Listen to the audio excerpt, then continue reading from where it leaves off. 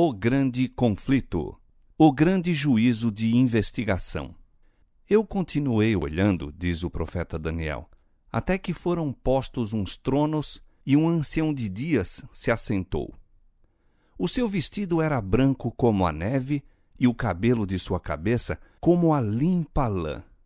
O seu trono chamas de fogo e as rodas dele fogo ardente. Um rio de fogo manava e saía de diante dele.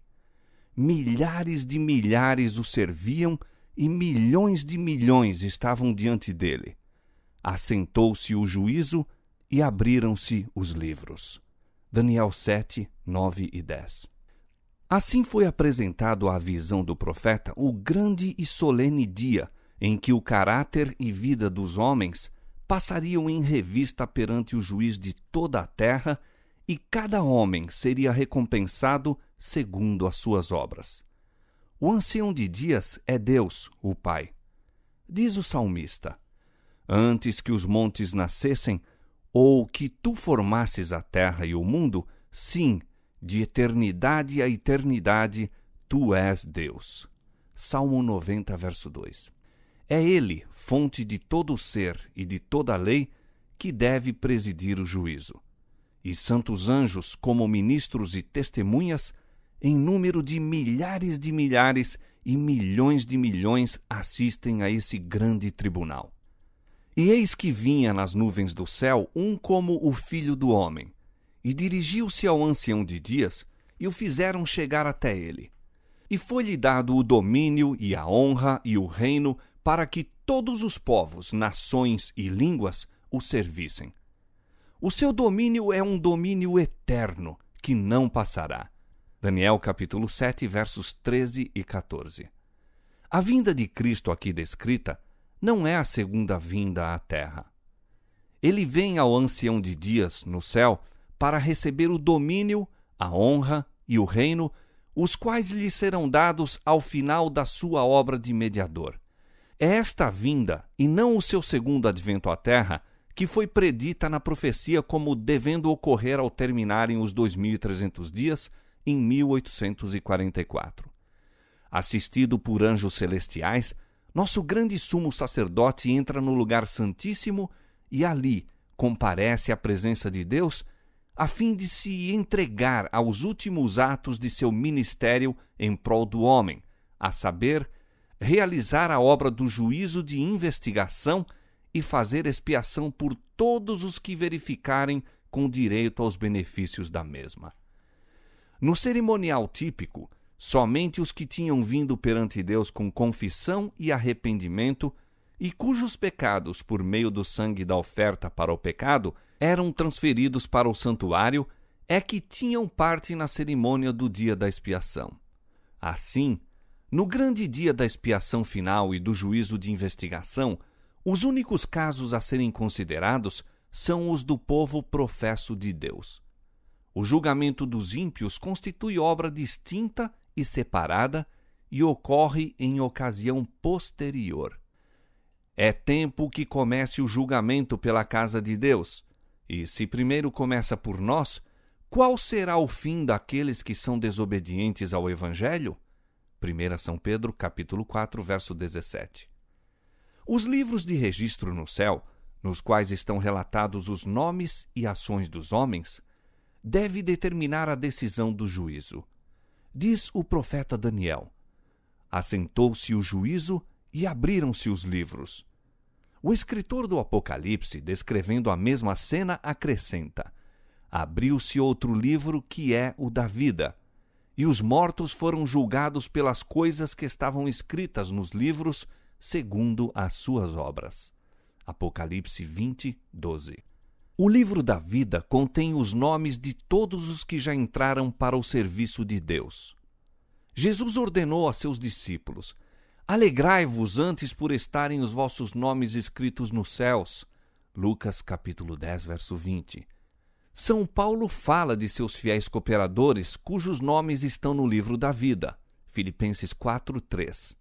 Daniel, olhando através dos séculos para um tempo de angústia, qual nunca houve, declara que se livrará o povo de Deus, todo aquele que se achar escrito no livro. E João, no Apocalipse, diz que apenas entrarão na cidade de Deus aqueles cujos nomes estão inscritos no livro da vida do Cordeiro. Daniel 12:1 e Apocalipse 21:27. Há um memorial escrito diante de Deus, no qual estão registradas as boas ações dos que temem ao Senhor e para os que se lembram do seu nome. Malaquias 3,16. Suas palavras de fé, seus atos de amor, acham-se registrados no céu. Neemias a isto se refere quando diz: Deus meu, lembra-te de mim, e não risques as beneficências que eu fiz à casa de meu Deus. Neemias 13:14. No livro memorial de Deus, toda ação de justiça se acha ali imortalizada. Ali, toda tentação resistida, todo mal vencido, toda palavra de eterna compaixão que se proferir, acham-se fielmente historiados. E todo ato de sacrifício, todo sofrimento e tristeza suportado por amor de Cristo, encontra-se registrado. Diz o salmista: Tu contaste as minhas vagações. Põe as minhas lágrimas no teu odre. Não estão elas no teu livro? Salmo 56, verso 8. Há também um relatório dos pecados dos homens. Porque Deus há de trazer a juízo toda a obra e até tudo o que está encoberto, quer seja bom, quer seja mau. Eclesiastes 12:14. De toda a palavra ociosa que os homens disserem, hão de dar conta no dia do juízo. Disse o Salvador: Por tuas palavras serás justificado, e por tuas palavras serás condenado. Mateus 12, 36 e 37. Os propósitos e intuitos secretos aparecem no infalível registro, pois Deus trará à luz as coisas ocultas das trevas e manifestará os desígnios dos corações. 1 Coríntios capítulo 4, verso 5. Eis que está escrito diante de mim as vossas iniquidades e juntamente as iniquidades de vossos pais, diz o Senhor. Isaías 65, versos 6 e 7. A obra de cada homem passa em revista perante Deus e é registrada pela sua fidelidade ou infidelidade.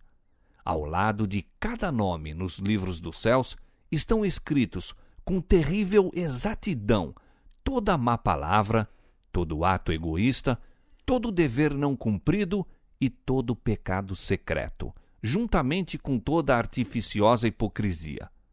Advertências ou admoestações enviadas pelo céu e que foram negligenciadas, momentos desperdiçados, oportunidades não aproveitadas, influência exercida para o bem ou para o mal, juntamente com seus resultados de vasto alcance, tudo é historiado pelo anjo relator.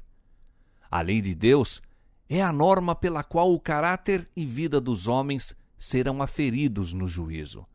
Diz o sábio: teme a Deus e guarda os seus mandamentos, porque este é o dever de todo homem, porque Deus há de trazer a juízo toda a obra. Eclesiastes capítulo 12, versos 13 e 14. O apóstolo Tiago admoesta a seus irmãos: assim falai e assim procedei, como devendo ser julgados pela lei da liberdade. Tiago 2, 12. Os que no juízo forem havidos por dignos, terão parte na ressurreição dos justos. Disse Jesus: os que forem havidos por dignos de alcançar o mundo vindouro e a ressurreição dos mortos, são iguais aos anjos e são filhos de Deus, sendo filhos da ressurreição. Lucas capítulo 20, versos 35 e 36. E novamente ele declara que os que fizeram o bem sairão para a ressurreição da vida. João capítulo 5, verso 29. Os justos mortos não ressuscitarão senão depois do juízo, no qual são havidos por dignos da ressurreição da vida. Consequentemente, não estarão presentes em pessoa no tribunal em que seus registros são examinados e decidido seu caso. Jesus aparecerá como seu advogado, a fim de pleitear em favor deles perante Deus. Se alguém pecar, temos um advogado para com o Pai, Jesus Cristo, o justo. 1 João 2:1. Porque Cristo não entrou num santuário feito por mãos, figura do verdadeiro, porém no mesmo céu, para agora comparecer por nós perante a face de Deus. Portanto, pode também salvar perfeitamente os que por ele se achegam a Deus, vivendo sempre para interceder por eles. Hebreus 9:24 e 7:25. Ao abrirem-se os livros de registro no juízo, é passada em revista perante Deus a vida de todos os que creram em Jesus. Começando pelos que primeiro viveram na terra, nosso advogado apresenta os casos de cada geração sucessiva, finalizando com os vivos. Todo nome é mencionado, cada caso minuciosamente investigado. Aceitam-se nomes e rejeitam-se nomes. Quando alguém tem pecados que permaneçam nos livros de registro, para os quais não houve arrependimento nem perdão, seu nome será omitido do livro da vida e o relato de suas boas ações apagado do livro memorial de Deus. O Senhor declarou a Moisés: aquele que pecar contra mim, a este riscarei eu do meu livro. Êxodo 32:33. E diz o profeta Ezequiel: desviando-se o justo da sua justiça e cometendo a iniquidade, de todas as suas justiças que tiver feito, não se fará memória. Ezequiel 18:24.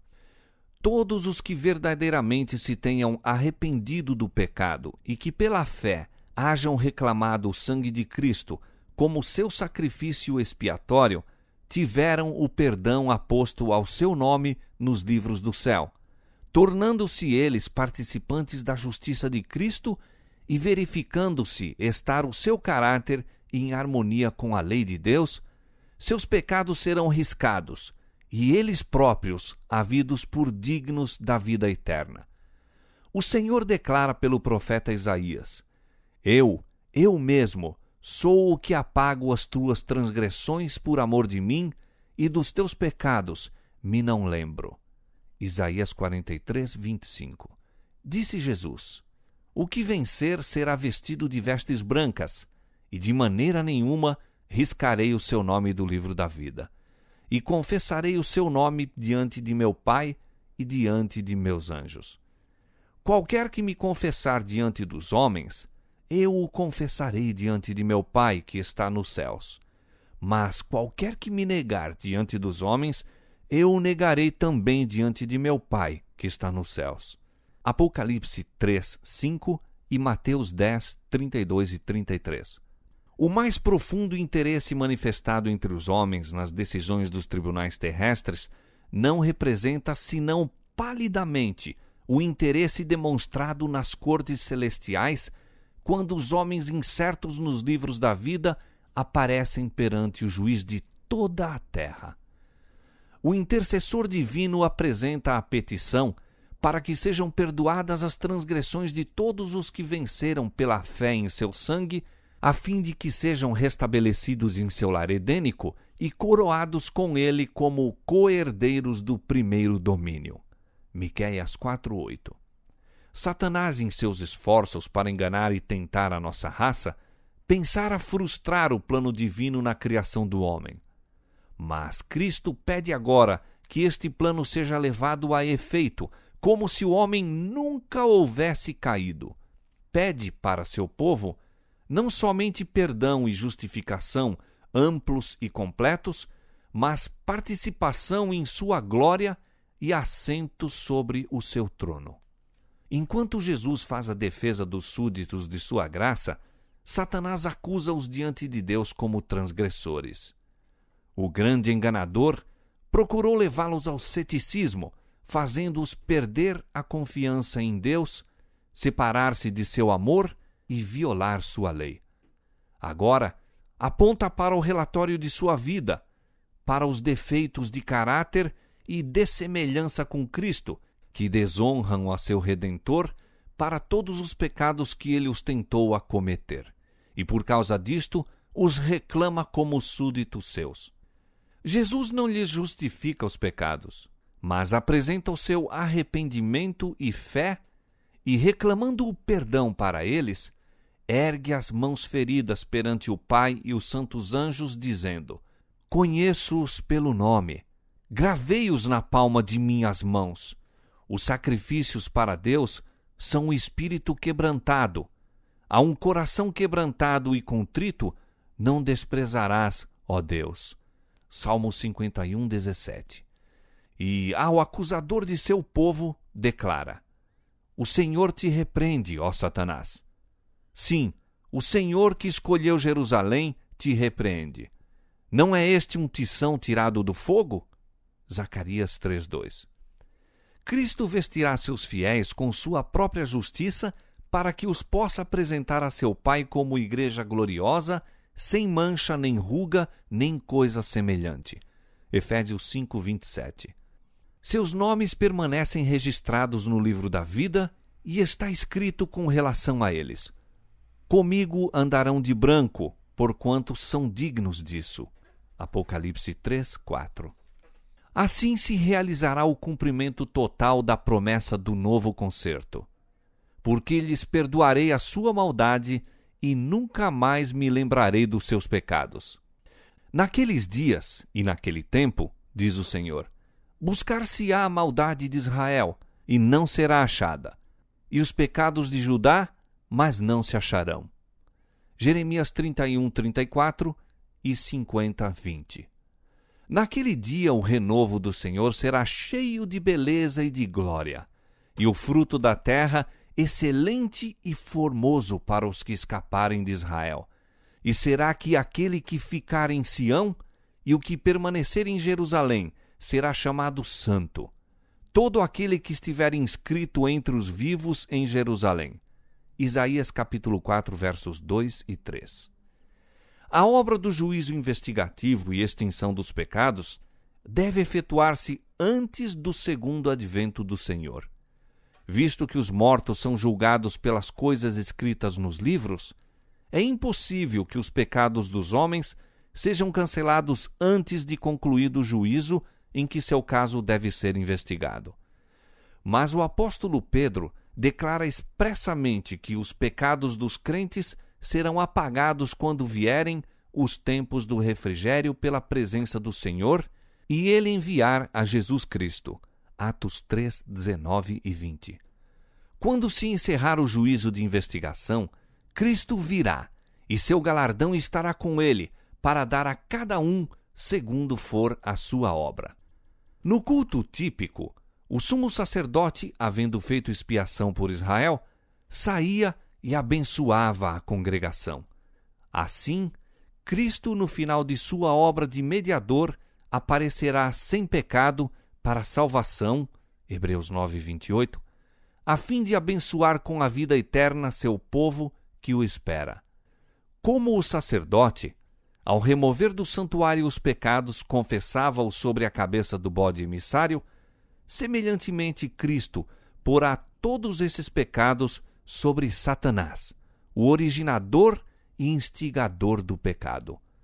O bode emissário, levando os pecados de Israel, era enviado à terra solitária. Levítico 16, 22.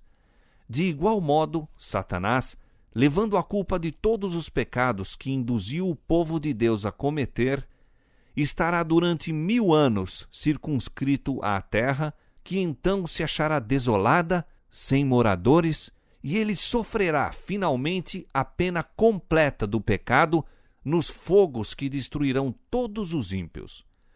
Assim, o grande plano da redenção atingirá seu cumprimento na extirpação final do pecado e no livramento de todos os que estiverem dispostos a renunciar o mal. No tempo indicado para o juízo, o final dos 2.300 dias em 1844, iniciou-se a obra de investigação e apagamento dos pecados. Todos os que já professaram o nome de Cristo serão submetidos àquele prescrutador escrutínio. Tanto os vivos como os mortos devem ser julgados pelas coisas escritas nos livros segundo as suas obras. Pecados que não houve arrependimento e que não foram abandonados não serão perdoados nem apagados dos livros de registro, mas ali permanecerão para testificar contra o pecador no dia de Deus. Ele pode ter cometido más ações à luz do dia ou nas trevas da noite. Elas, porém, estavam patentes e manifestas àquele com quem temos de nos haver. Anjos de Deus testemunharam cada pecado, registrando-os nos relatórios infalíveis. O pecado pode ser escondido, negado, encoberto ao pai, mãe, esposa, filhos e companheiros. Ninguém, a não ser os seus autores culpados, poderá alimentar a mínima suspeita da falta. Ela, porém, jaz descoberta perante os seres celestiais. As trevas da noite mais escura, os segredos de todas as artes enganadoras, não são suficientes para velar do conhecimento do Eterno um pensamento que seja. Deus tem um relatório exato de toda a conta injusta e de todo negócio desonesto. Não se deixe enganar pela aparência de piedade. Não comete erros em sua apreciação do caráter. Os homens podem ser enganados pelos que são de coração corrupto, mas Deus penetra todos os disfarces e lê a vida íntima. Quão solene é esta consideração! Dia após dia que passa para a eternidade, traz a sua enorme porção de relatos para os livros do céu. Palavras, uma vez faladas, e ações, uma vez praticadas, nunca mais se podem retirar. Os anjos têm registrado tanto as boas obras como as más. Nem o mais poderoso guerreiro pode revogar a relação dos acontecimentos de um único dia sequer. Nossos atos, palavras e mesmo nossos intuitos mais secretos, tudo tem o seu peso ao decidir-se nosso destino para a felicidade ou para a desdita. Ainda que esquecidos por nós, darão o seu testemunho para justificar ou condenar. Assim como os traços da fisionomia são reproduzidos com precisão infalível sobre a polida chapa fotográfica, assim o caráter é fielmente delineado nos livros do céu. Todavia, quão pouca solicitude é experimentada com referência àquele registro que deve ser posto sob o olhar dos seres celestiais. Se pudesse correr o véu que separa o mundo visível do invisível, e os filhos dos homens contemplassem um anjo registrando toda palavra e ação que eles deverão novamente encontrar no juízo, quantas palavras que diariamente se proferem ficariam sem ser faladas e quantas ações sem ser praticadas. No juízo será examinado o uso feito de cada talento. Como empregamos nós o capital que nos foi oferecido pelo céu? Receberá o Senhor, à sua vinda, aquilo que é seu com juros? Empregamos nós as faculdades que nos foram confiadas nas mãos, no coração e no cérebro, para a glória de Deus e bênção do mundo? Como usamos nosso tempo, nossa pena, nossa voz, nosso dinheiro, nossa influência? Que fizemos por Cristo na pessoa dos pobres, aflitos, órfãos ou viúvas? Deus nos fez depositários de sua santa palavra. Que fizemos com a luz e verdade que se nos deram para tornar os homens sábios para a salvação? Nenhum valor existe na mera profissão de fé em Cristo. Unicamente o amor que se revela pelas obras é considerado genuíno. Contudo, é unicamente o amor que, à vista do céu, torna de valor qualquer ato. O que quer que seja feito por amor, seja embora pequenino na apreciação dos homens, é aceito e recompensado por Deus. O oculto egoísmo humano permanece manifesto nos livros do céu. Existe o relato de deveres não cumpridos para com os semelhantes, do esquecimento dos preceitos do Salvador. Ali verão quantas vezes foram cedidos a Satanás o tempo, o pensamento, a força, os quais pertenciam a Cristo. Triste é o relato que os anjos levam para o céu. Seres inteligentes, seguidores professos de Cristo, estão absortos na aquisição de posses mundanas ou do gozo de prazeres terrenos. Dinheiro, tempo e força são sacrificados na ostentação e condescendência próprias. Poucos, porém, são os momentos dedicados à prece, ao exame das Escrituras, à humilhação da alma e confissão do pecado. Satanás concebe inumeráveis planos para nos ocupar a mente, para que ela se não detenha no próprio trabalho, como deveremos estar mais bem familiarizados. O arqui-enganador odeia as grandes verdades que apresentam um sacrifício expiatório e um todo-poderoso mediador. Sabe que, para ele, tudo depende de desviar a mente de Jesus e de sua verdade. Os que desejam participar dos benefícios da mediação do Salvador não devem permitir que coisa alguma interfira com seu dever de aperfeiçoar a santidade no temor de Deus. As preciosas horas, em vez de serem entregues ao prazer, à ostentação ou ambição de ganho, devem ser dedicadas ao estudo da palavra da verdade com fervor e oração.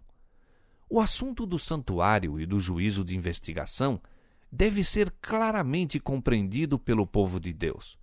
Todos necessitam para si mesmos de conhecimento sobre a posição e obra de seu grande sumo sacerdote. Aliás, ser-lhes-á impossível exercerem a fé que é essencial neste tempo ou ocupar a posição que Deus lhes deseja confiar. Cada indivíduo tem uma alma a salvar ou perder. Cada qual tem um caso pendente no tribunal de Deus. Cada um há de defrontar face a face o grande juiz.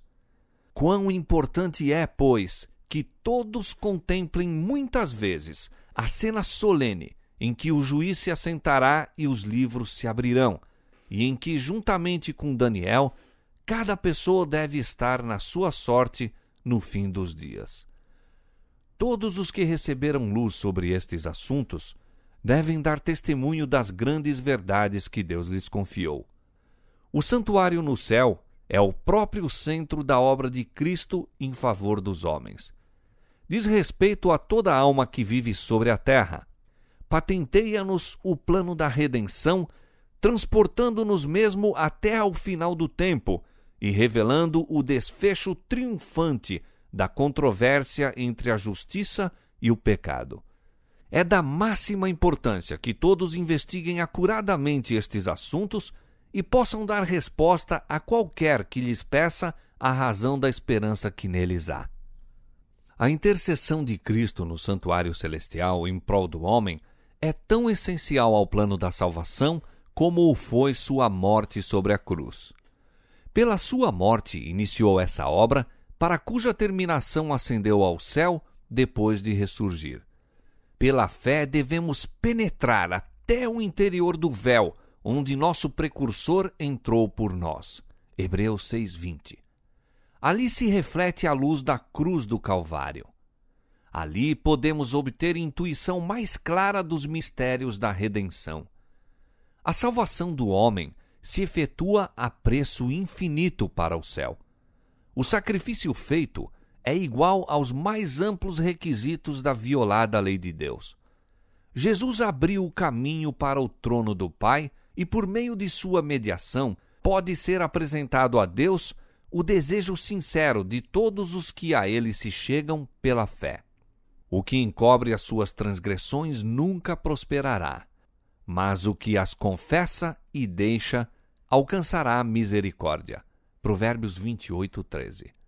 Se os que escondem e desculpam suas faltas pudessem ver como Satanás exulta sobre eles, como escarnece de Cristo e dos santos anjos pelo procedimento deles, apressar-se-iam a confessar seus pecados e deixá-los.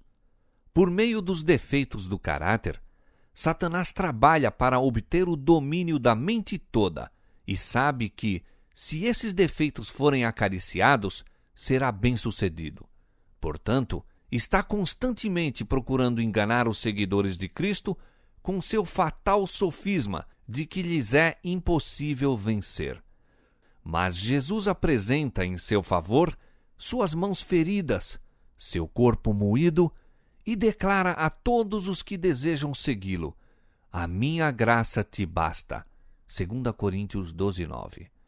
Tomai sobre vós o meu jugo, e aprendei de mim, que sou manso e humilde de coração, e encontrareis descanso para as vossas almas, porque o meu jugo é suave e o meu fardo é leve. Mateus 11, 29 e 30. Ninguém, pois, considere incuráveis os seus defeitos. Deus dará fé e graça para vencê-los. Vivemos hoje no grande dia da expiação. No cerimonial típico, enquanto o sumo sacerdote fazia expiação por Israel, exigia-se de todos que afligissem a alma pelo arrependimento do pecado e pela humilhação perante o Senhor, para que não acontecesse serem extirpados dentre o povo. De igual modo, todos quantos desejem seja seu nome conservado no livro da vida, devem agora, nos poucos dias de graça que restam, afligir a alma diante de Deus e em tristeza pelo pecado e em arrependimento verdadeiro. Deve haver um exame de coração profundo e fiel. O espírito leviano e frívolo, alimentado por tantos cristãos professos, deve ser deixado. Há uma luta intensa diante de todos os que desejam subjugar as más tendências que porfiam pelo predomínio. A obra de preparação é uma obra individual. Não somos salvos em grupos. A pureza e devoção de um não suprirá a falta dessas qualidades em outro.